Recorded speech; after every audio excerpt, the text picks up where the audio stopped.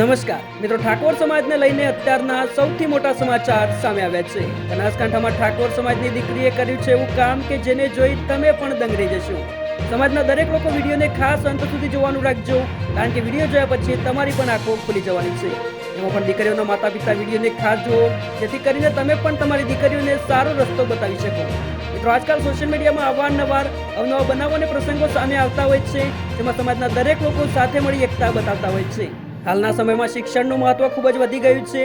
શિક્ષણ થકી જ સમાજની ઓળખ બની ગઈ છે, ત્યારે સમાજના અનેક દીકરા દીકરીઓ સારું એવું શિક્ષણ મેળવી સમાજનું ગૌરવ વધારી રહ્યા છે। તો બીજી તરફ એવા લોકો પણ છે જે સમાજમાં શિક્ષણ વધે એ માટે આર્થિક યોગદાન આપી રહ્યા છે। ત્યારે હાલમાં બનાસકાંઠામાંથી ઠાકોર સમાજને લઈને અત્યારના સૌથી મોટા સમાચાર સામે આવ્યા છે। ડીસા તાલુકાના બોડાલ ગામથી ઠાકોર સમાજની દીકરીએ કર્યું છે એવું કામ કે જેને જોઈ સમાજના દરેક લોકોની આંખો ખુલી જવાની છે।